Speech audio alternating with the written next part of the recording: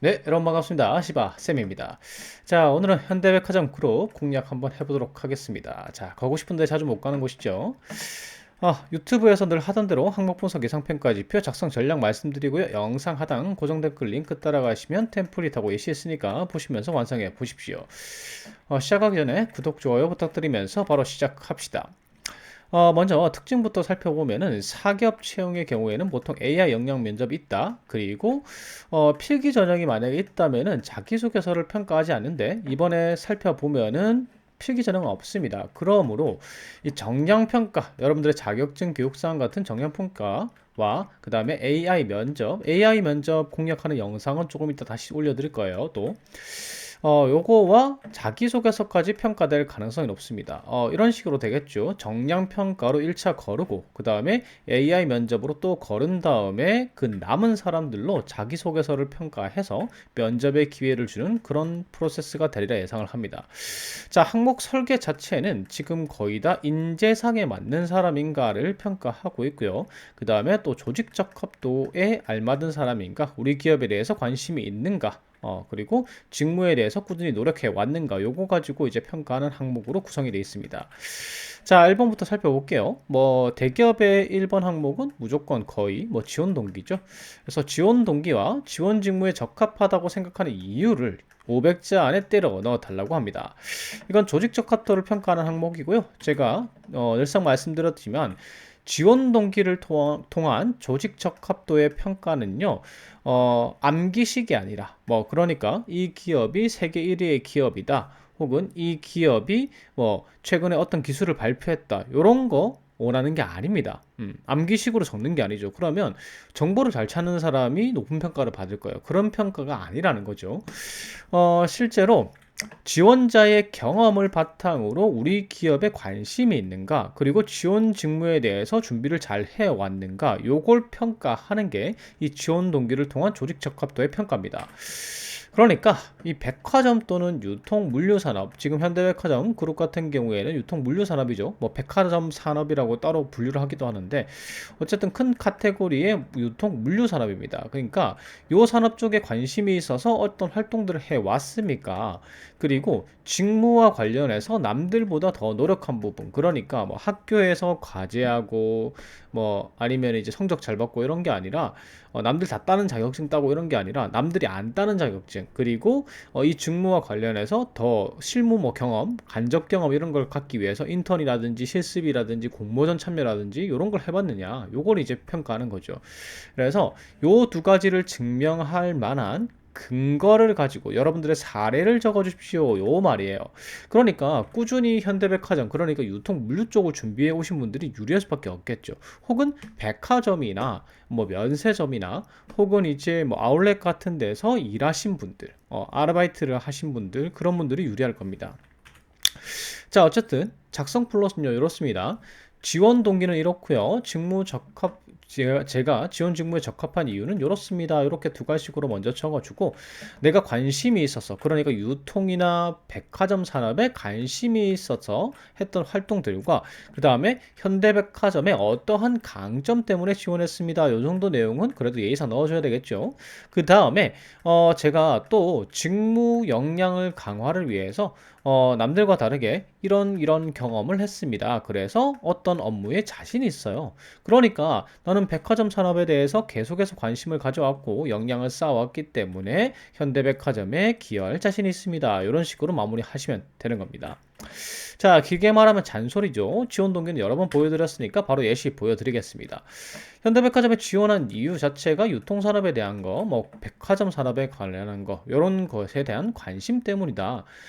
그리고 영업관리, 만약에 여러분들이 영업관리로 지원하시면 지원하셨으면 영업관리 직무와 관련해서 꾸준히 역량을 쌓아왔기 때문에 지원했다. 그러니까 내가 늘 말씀드리지만 내가 이 현대백화점에 지원하는 거는 당연하다.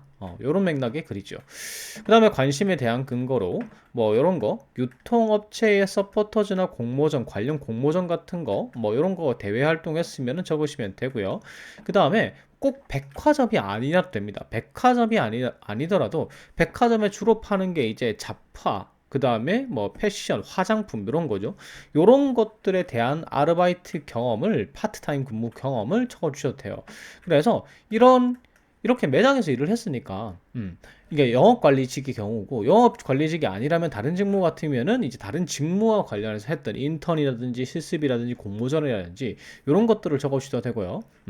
근데 이제 요 부분에서는 현대 백화점에 관심을 가지는 이유를 적어야 되니까 웬만하면은 백화점과 관련된 거 아니면 판매나 뭐 매장에서 이제 파트타임 근무한 거 이런 것들을 적어주시면 되는 거예요. 자, 그리고 요거 예의선 넣어줘야 되겠죠? 현대백화점의 강점입니다. 사실 요 위에까지 내용으로는 백화점의 지원의 이유잖아요. 맞죠? 근데 이 수많은 백화점 하면은 여러분들 좋아하시는 롯데, 신세계, 뭐 여러 가지 갤러리아 뭐 이런 백화점들이 있잖아요. 근데 그 많은 백화점들 중에서 왜 우리 백화점을 선택했습니까? 그룹을 선택했습니까? 요걸 이야기해 줘야 되니까 요런 내용이 들어가야 되는 거죠. 그래서 이게 공기업 자기소개서하고는 좀 다른 점입니다. 그래서 수많은 백화점 중에서 현대백화점을 선택한 이유는 최근에 백화점 유통산업이 어려움을 겪고 있다는 측면에서 제일 중요한 건 브랜드 아니냐. 최초의 백화점이라고 얘기를 하고 있죠. 그래서 그 브랜드 명성이 뛰어나지 않느냐. 그리고 온라인 쇼핑몰 경쟁에서도 조금 경쟁력이 뛰어나지 않느냐. 이 부분이 현대백화점이 뛰어나다고 생각했기 때문에 지원하게 됐다. 선택하게 됐다. 이런 내용을 요런 내용은요, 그냥 뭐, 채용 포털들에서 찾아보셔도 되고요. 아니면은 요즘 AI 있죠? 챗 GPT나, 그 다음에 앨런이나, 요거는 이제 어플입니다, 어플. 앨런이나, 혹은 이제 뭐, 마이크로소프트에서 나온 요런 것들한테 물어보면은 기가 막히게 경쟁사 대비해서 어떤 게 장점인지 말해줍니다. 그걸 참고해서 적으면 되겠죠. 자, 그리고 나서 이제 직무 역량 강화의 경험 적어주시면 됩니다.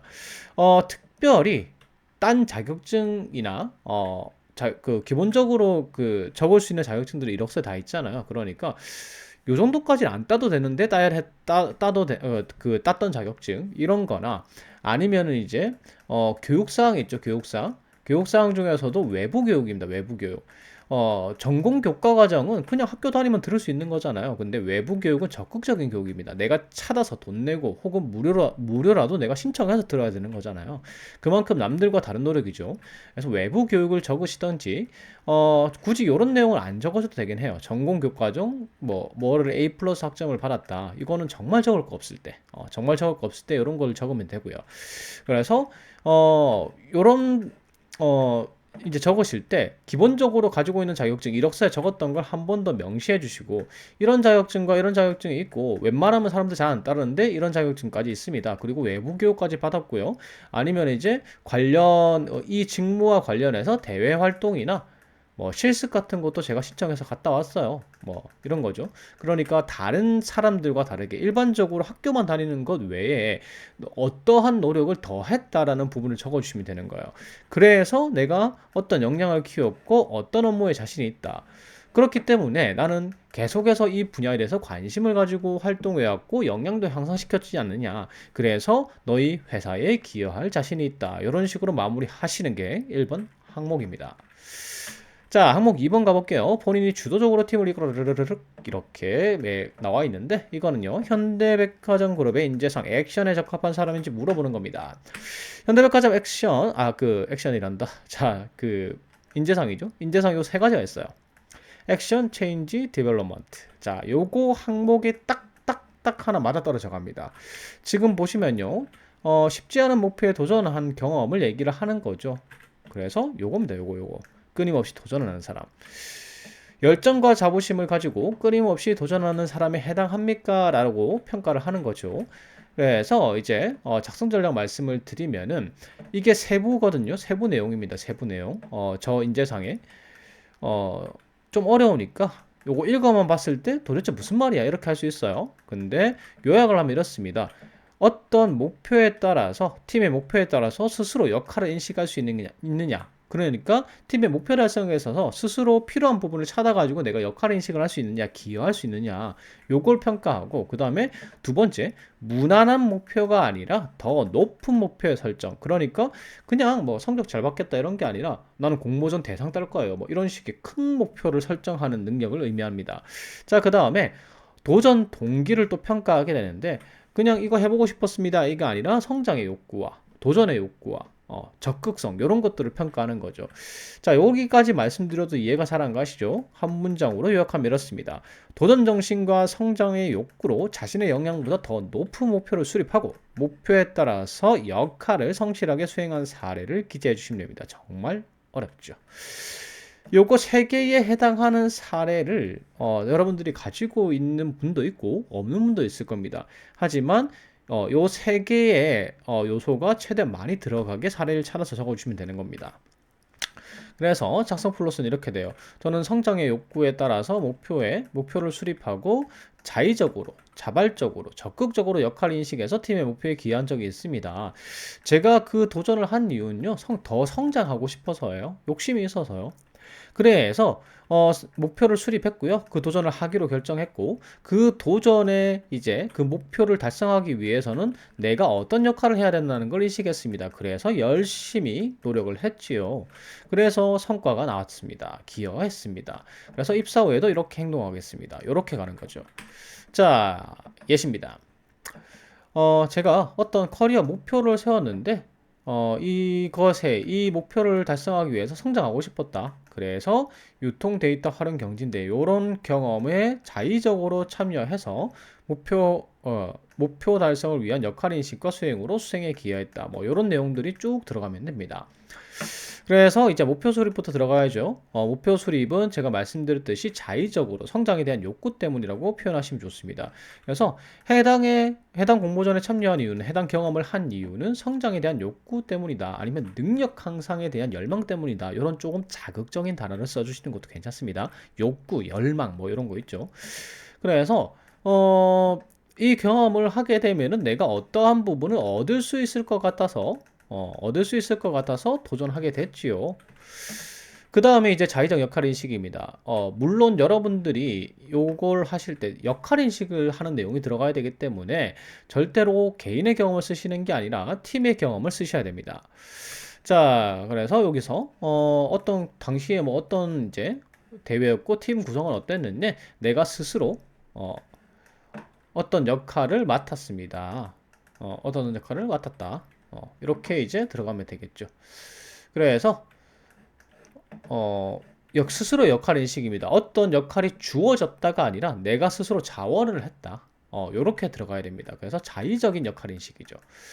자, 그래서 어려움이 나와야 되겠죠. 어떠한 어려움이 있었고 그걸 갖다가 어떻게 극복했다. 요거는 뭐 크게 중요하지 않습니다. 그냥 어떤 어려움이 있었고 어떻게 노력했다. 이렇게 들어가면 돼요.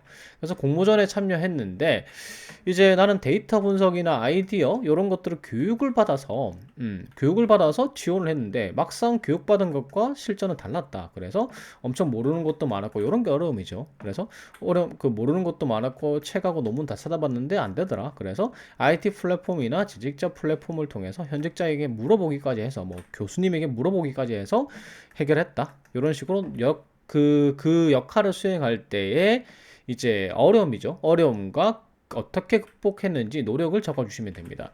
그래서 성공하는데 팀의 목표를 달성하는데 기여했다라고 적어주시고 입사 후에도 그렇게 하겠습니다. 이런 식으로 마무리하시면 되는 거죠.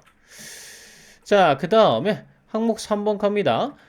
다른 사람이 당연하게 여기가 뭐뭐 이렇게 돼 있는데 이건 현대백화점의 인재 상인 체인지에 해당하는지 물어보는 항목입니다. 체인지는 혁신적 사고와 학습을 통해서 변화를 주도하는 사람에 해당합니까? 여기 있죠, 여기. 요거에 해당하는 사람인지를 평가하는 항목이고요. 뭐 요런 내용이에요. 비효율적인 업무 관행을 찾아서 제거한다. 그 다음에 미래에 필요한 지식이나 스킬이 뭔지 이제 예측하고 대응한다. 그 다음에 최신 정보와 디지털 환경 변화를 빠르게 파악한다. 뭐 이런 내용이 들어가 있는데 제일 베스트 사례는 이거예요. 비효율적인 업무나 문제가 생겼는데 그것에 대한 의문을 가지고 해결하려고 이제 인식을 한 거죠. 문제 인식을 하고 새로운 플랫폼이나 신기술을 활용해서 해결한 경험이 있는가. 자, 요게 베스트인데 사실 요게 있을 수가 없습니다. 거의. 어떤 문제가 발생했는데 내가 최신 플랫폼이나 최신 기술이나 이런 걸 활용해서 문제를 해결했다. 뭐 이런 건 있을 수 있겠죠. 요즘 이제 신입사원들 들어가면 잘 하는 게 뭐냐면 새로 나온 어플들 활용을 업무에 잘합니다. 뭐 업무 캘린더라든지 아니면 이제 뭐 파일 공유 시스템이라든지 이런 것들을 갖다가 어플들을 굉장히 많이 써요. 스캐너도 이제 밖에 나와가지고 스캔을 사무실에서 못하는 상황이면 요즘 캠 스캐너 같은 거 있잖아요. 이런 것들을 빠르게 이제 업무용 어플들을 빠르게 활용해서 문제를 해결하곤 합니다. 그런 능력이 여러분들한테 있는지 물어보는 거예요. 그래서 둘 중 하나를 선택하십시오. 비효율적인 업무를 개선한 적이 있는가? 새로운 방식으로.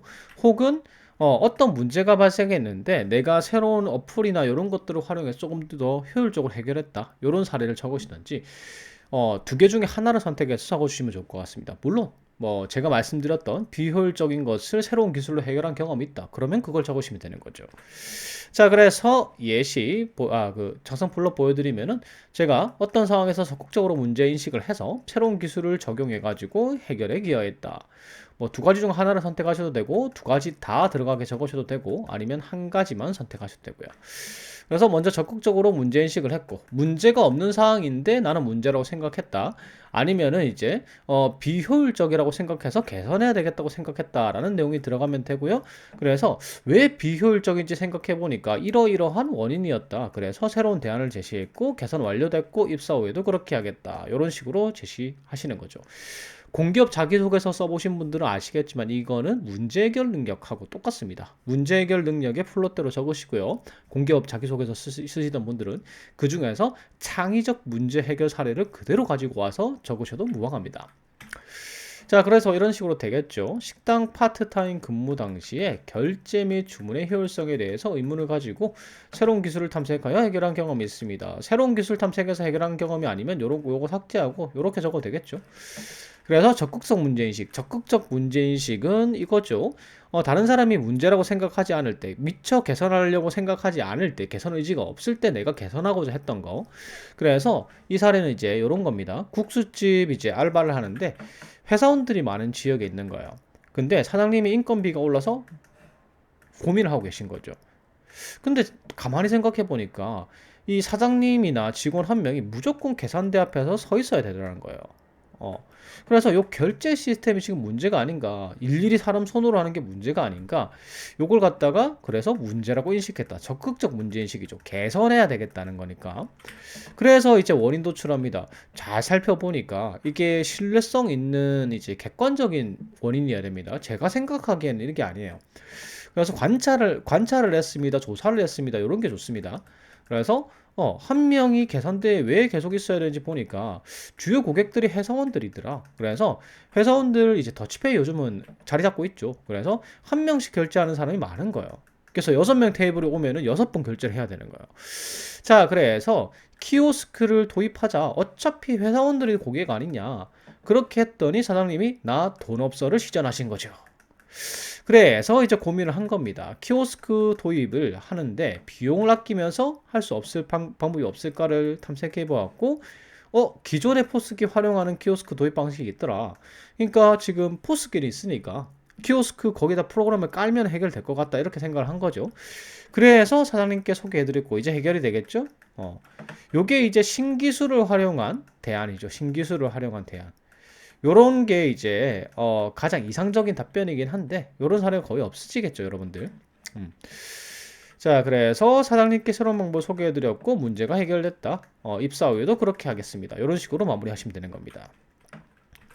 자, 항목 4번 가봅시다. 서로 다른 사고방식이나 환경, 현대백화점의 디벨롭먼트에 해당하는지 알아보는 겁니다. 소통하고 협업하여 함께 성장하는 사람인가요? 이걸 물어보는 건데 자세한 내용은 이렇습니다. 뭐 상호 공감하십시오. 건설적인 피드백하십시오. 계속해서 자신있게 질문하십시오. 객관적이고 신뢰가는 데이터를 기반으로 상대를 설득하십시오. 뭐 이런 건데 요약하면 이겁니다. 팀의 소통을 활성화할 수 있는 사람이냐? 팀이 구성되게 되면은 아무래도 소외되는 사람도 있기 마련이고 맞죠? 그 다음에 소통을 잘 하는 사람이 있고 소통을 못하는 사람이 있습니다. 그러면 어떻게 되냐면 소통이 서로 안 되다 보니까 일에 비효율성이 발생되거나 아니면 협업이 제대로 안 되는 문제가 발생합니다. 그래서 당신은 팀에 들어와서 팀원들의 소통을 활성화시킬 수 있는 사람인가? 요걸 물어보는 거고 그 다음에 팀이 도움이 되는 방향으로 의사결정할 수 있도록 도와줄 수 있는 사람인가? 이건 뭐냐면 정보 제공입니다. 팀에 유리한 정보를 제공하는 거죠. 이게 이제 공기업 준비하시는 분들은 생각하실 때 리더십 사례입니다. 이게 리더십이고, 요거는 이제 팀의 소통을 활성화한다라고 하면 이제 대인관계 능력이죠. 대인관계 능력을 통칭해서 이제 요렇게 팀의 소통을 활성화하는 능력이라고 합니다. 자, 그래서 작성 플롯을 이제 알려드리면 이렇습니다. 어떠한 경험에서 제가 팀의 소통 활성화를 했고요. 그 다음에 필요한 정보를 제공해서 의사소통의 방향성을 바로잡아 줬습니다. 요거 두 개 중에 하나만 들어가면 됩니다. 아까도 말씀드렸듯이 사례가 이상적일 수는 없어요. 그래서 팀의 소통을 활성화한 사례나 아니면 팀에 도움이 되는 정보를 갖다가 제공한 사례를 활용해서 적으시면 됩니다. 그래서 상황 제시가 이제 들어가야 되죠. 저희 팀은 소통이 좀 비활성화됐고요. 정보도 부족한 상황이었습니다. 하지만 제가 소통 활성화를 시켰고, 그 다음에 정보 제공도 해줬지요. 그 결과 소통이 활성화되고, 팀이 올바른 의사 결정을 할 수 있었습니다. 입사 후에도 그렇게 하겠습니다. 이렇게 되는 거죠. 자, 이상적인 예시 보여드리면 이런 겁니다. 어떤 경험에서 이제 팀 내 소통 활성화하고 정보 제공했습니다. 그래서 팀에 기여했습니다. 이런 식으로 두 가지식으로 제시하시고요. 간단한 상황 제시해야 되겠죠? 팀이 어떻게 구성됐고, 근데 팀 구성원이 전부 다 낯을 가리더라. 그래서 소통이 원활하지 않았다. 뭐 정보가 부족했다. 뭐 이런 게 제시되고요. 그 다음에 이 소통 활성화를 위해서 적극적으로 노력을 하는 거죠. 그래서 메신저를 통해서 소통 활성화를 했다. 아무래도 이제 오프라인으로 만나서 얘기하는 것보다는 온라인이 좀 편하죠. 그래서 이 카톡에다가 아침 인사, 저녁 인사, 그 다음에 재미있는 이슈와 대화 주제 제공 뭐 이런 것들을 갖다가 열심히 털었다는 거죠.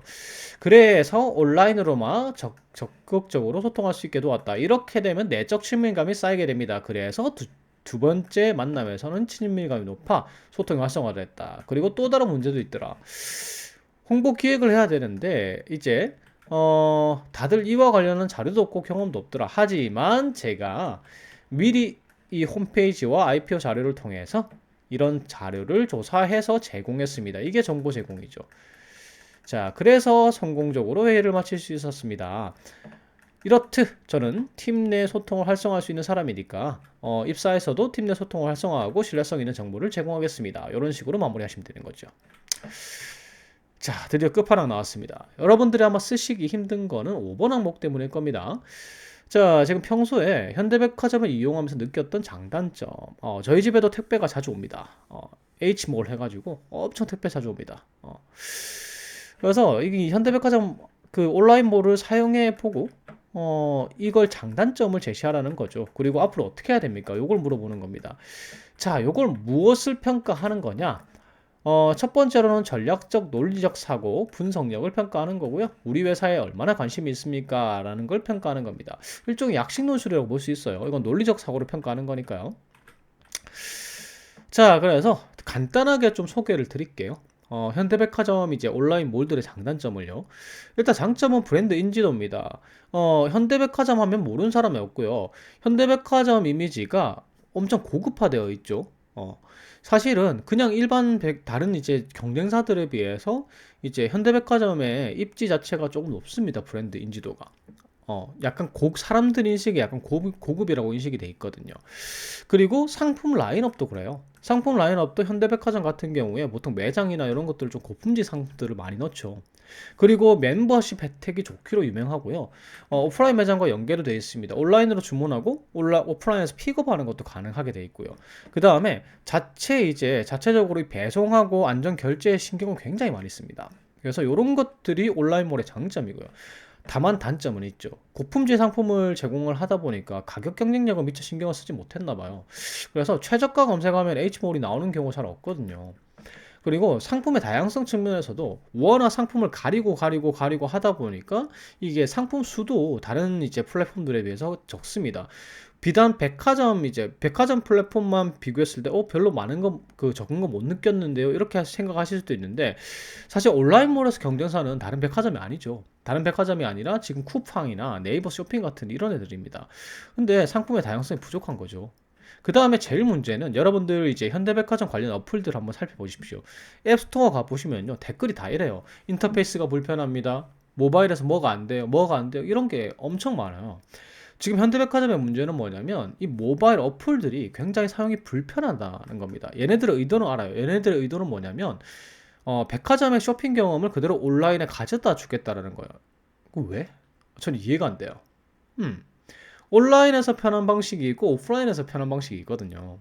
근데 현대백화점은 시도 자체를 이 온라인, 오프라인에 있던 이제 그런 이제 그 쇼핑 경험을 그대로 그 온라인에 가져오겠다 이런 이제 전략을 사용하고 있거든요. 근데 사실 이렇게 하면요 모바일 최적화나 사용자 인터페이스가 불편할 수밖에 없습니다. 사실 온라인에 최적화된 서비스를 개발해야 되는 거죠. 온라인 하려면 이게 뭐 나중에 가면 성공할지 모르겠어요. 뭐 차별화가 돼서. 근데 제가 생각했을 때는 조금 불편 사항이 나오는 거 보니까 여러 사람들이 느끼고 있는 거 아닌가 이렇게 생각합니다. 단점이란 단점일 수 있겠죠 지금. 그 다음에 프로모션이나 할인이 좀 부족하다. 이것도 이제 가격 경쟁이죠. 이런 것들이 부족한 게 현대 이제 온라인몰의 당점입니다. 자, 그리고 전략까지 세워야 되니까 우리가 수합 분석까지 해보자고요. 요게 이제 강점이고 그 다음에 약점이죠. 수합 분석할 때. 그래서 OT도 해봅시다. 자, 기회는 이겁니다. 온라인 시장은 계속 확대가 되고 있어요. 사실은 이제 요게 어떻게 보면 자기 백화점 매출을 갉아먹는 거긴 해요. 백화점 사업이 점점 줄고 있잖아요. 점점 줄어들고 있죠. 하지만 온라인 시장은 계속 확대가 되고 있습니다. 그리고 신규 시장 진출, 뭐 해외라든지 이런 데 진출하고 있고 전략적 제휴 및 인수, 현대백화점이 굉장히 공격적으로 어디 회사를 인수하거나 브랜드를 인수하거나 이런 것들을 많이 하고 있죠. 그래서 온라인 쪽에 조금 신경을 쓰고 많이 이제 그쪽에 이제 요쪽에서 공고히 하려고 워낙 경쟁자들이 세잖아요. 온라인 쪽에. 그래서 어, 노력을 많이 하고 있습니다. 하지만 기회가 있는 거죠, 지금. 온라인 시장은 계속해서 확장이 되고 있고요. 그 다음에 브랜드 그 경쟁력 자체도 강화되고 있습니다. 제휴하고 인수를 통해서요. 그리고 신규 시장 같은 해외 시장도 진출했고요. 이게 기회입니다.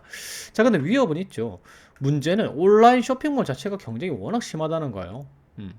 지금 쿠팡도 그렇고 맞죠? 여러분들 쿠팡 많이 쓰시잖아요. 쿠팡하고 네이버 쇼핑만 해도 얼마나 어마어마한 경쟁사입니까? 그리고 또 문제가 뭐냐면 경기 변동성이에요. 지금 불경기, 우리나라가 침체기로 들어서고 있다는 말에 저는 동의하는 편이거든요. 이게 언제 끝날지 모르겠어요. 코로나 때 워낙 이제 많은 돈을 풀었습니다. 이게 전 세계적인 추세였죠.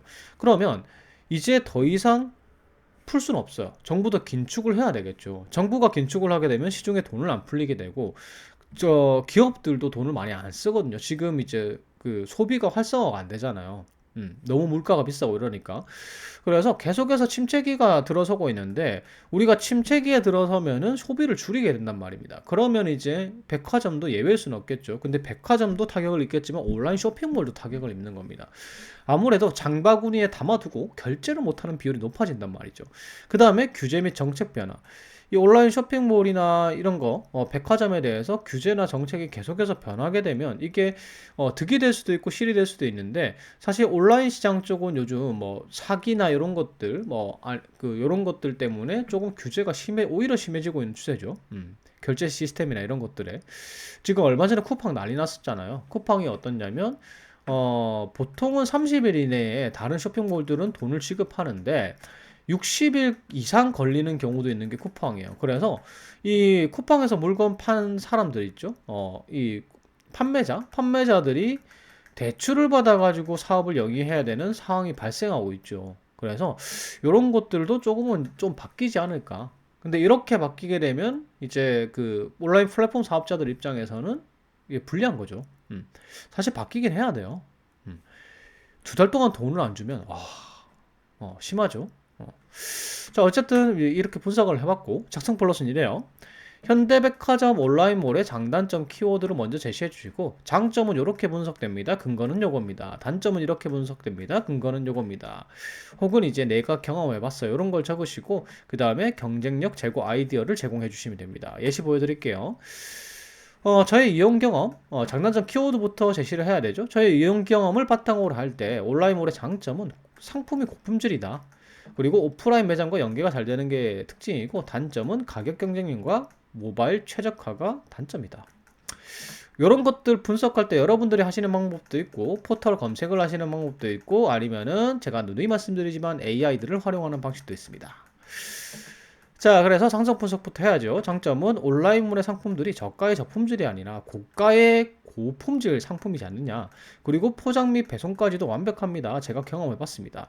그리고 구매한 물건을 오프라인 매장에서 픽업할 수 있는 오프라인 매장도 연계가 잘 되어 있습니다. 요거는 이제 그냥 설명 같죠. 제가 너무 딱딱하게 적었는데 제가 경험해 봤습니다. 제가 주문했을 때 배송이 너무 잘 왔어요. 이런 식으로 적으셔도 됩니다. 그 다음에 단점은 이제 또 분석해야 되겠죠. 단점도 명확하다. 지금 인터페이스가 백화점에서 쇼핑하는 듯한 진열로 구성되어 있는데 오히려 UX가 불편하지 않느냐. 뭐 실행이 안 되거나 사진 크기가 너무 작은 것과 같은 온라인 최적화가 조금 아쉽다. 이게 단점이라고 너무 단점입니다. 뭐 이렇게 표현하는 것보다는 이런 완화된 표현이 좋겠죠. 아쉽습니다. 음. 그래서 또 객관적인 증거, 팩트로 때리는 것도 중요합니다. 이런 거 하나 넣어주시는 게 중요해요. 팩트. 현대백화점 앱스토어 온라인 앱 평점 글들만 확인해봐도 이런 것들이 많지 않느냐. 팩트로 때린 거죠. 자, 그러면 이제 수업 분석에 따라서 전략할 수 있겠죠. 우리가 수업 분석 여러분들 아시죠? 기회를 강점으로 활용한다. SO 전략. 뭐 약점을 기회로 극복한다. 뭐 이런 거, WO 전략, 뭐 이런 거 할 수 있죠. 그래서 한번 생각해 보세요. 여러분 스스로 수업 분석을 한 다음에 어떤 전략을 취할 수 있는지. 저는 어떻게 가지고 왔냐면, 자, 장단점에 따라 온라인 쇼핑몰은 인터페이스 일단 개선을 해야 된다. 저는 개인적으로 개선해야 된다고 생각합니다. 자, 그 다음에 고품질 고가격, 오히려 고품질 고가격을 취급하면서 오프라인 픽업 서비스를 강화해야 된다. 되게 구체적이죠. 여러분들 이렇게 적으셔야 돼요. 그래서 왜 이렇게 생각하냐면 지금 불경기에 비싼 물건, 아주 저렴한 물건으로 소비자 패턴, 말이 좀 이상하게 됐네요. 여기 문장이 좀 완결하지가 않아요. 소비자들의 소비 패턴이 불경기에 비싼 물건이나 아주 저렴한 물건으로 양극화가 됐기 때문입니다. 이렇게 적어야 되겠죠? 제가 좀 말이 안 맞게 적었네요. 자, 그래서 지금 이런 말이죠. 요즘 여러분들 이렇잖아요. 중가가 팔리는 게 아니고 불경기다 보니까 생필품 이런 거는 한 단계 내려서 엄청 저가를 사고요, 사람들이. 근데도 불구하고 명품이나 오래 쓰는 뭐 패딩 이제 점퍼, 겨울옷 같은 경우에는 되게 비싼 걸 사죠. 그래서 오히려 지금 불경기면 어떻게 되냐면 완전 고가 고품질을 사거나 아니면 저가 상품을 사거나 이렇게 양극화가 됩니다. 그래서 지금 오히려 가격을 다운시키는 거는 말이 안 되는 거죠. 중가가 돼버려요. 그러면 백화점 입장에서 물건이 안 팔리게 됩니다. 지금 이런 시기에는. 그래서 온라인 경쟁도 심화되는데 차별화가 좀 필요하다. 현대백화점이 쿠팡 같이 따라갈 수는 없는 거예요. 뭐 로켓 배송하고 뭐 이런 걸 따라할 수는 있겠지만은 조금 차별화된 전략을 가야 됩니다. 쿠팡은 우리가 생각하는 빠르다 저렴하다 생각이 들잖아요. 근데 현대백화점이 그 이미지를 가져버리면 백화점이 무너지는 겁니다. 그래서 오히려 해외 고가 브랜드를 유치하자. 더 고급화하자. 요게 백화점의 생존 전략일 수가 있는 거죠. 우리가 아무래도 온라인 플랫폼 아직까지 그거 있잖아, 명품 쇼핑몰 같은데 온라인 쇼핑몰 사기 많았잖아요. 최근에 그 짝퉁 논란도 많이 많았었고, 그래서 아직까지는 온라인에서 짝퉁 논란을 피해갈 수가 없는 것 같아요. 그래서 여러분들이 믿지를 못하다 보니까 그럼 어디 가죠? 백화점을 가게 되는 거죠. 자, 그래서 온라인 매장이 활성화될 경우 오히려 오프라인 매장이 또 타격이 있게 된다. 이런 딜레마에 빠질 수 있는 게 백화점이거든요. 근데 픽업 서비스를 강화를 하면요, 이렇게 되겠죠. 픽업 하시면은 싸게 해드립니다. 이렇게 하면은 사람들이 백화점 가겠죠. 근데 그거는 악마의 소굴로 들어가는 겁니다. 픽업 바로 들어가죠. 백화점에 팍 들어갑니다. 자, 픽업 매장은 4층에 있어요. 자, 1층으로 들어가요. 여러분들 4층 다이렉트 가시나요? 다이렉트 가시더라도 내려올 때는 구경을 하시겠죠. 괜히 하나 더 사게 됩니다. 그래서 이게 미끼 상품이 될 수가 있는 겁니다. 그래서 이런 식으로 픽업 서비스를 통해서 온라인 시장이 활성화되면은 백화점이 오히려 줄어들 거 아니냐. 그런 거는 픽업 서비스 강화를 통해서 오프라인 매장 방문 유도로 해결할 수 있다고 생각합니다. 이런 식으로 제가 적은 거죠. 그래서 지금 보시면요, 논리 구조가 정확합니다. 어떠한 걸 해야 되고 그 근거는 무엇입니다. 이런 식으로 딱 적은 겁니다. 이렇게 논리적으로 적어야 돼요. 제 생각에는 뭐 이거 아닙니다. 객관적으로 여러분들이 수학 분석을 한번 해보시고 이런 식으로 어떤 전략이 필요하고 그 이유는 무엇입니다라고 명확하게 제시를 하십시오. 자, 여기까지 항목 5번까지 다 적어봤고요. 제 영상이 도움이 되셨다면 구독과 좋아요 부탁드리겠습니다. 감사합니다.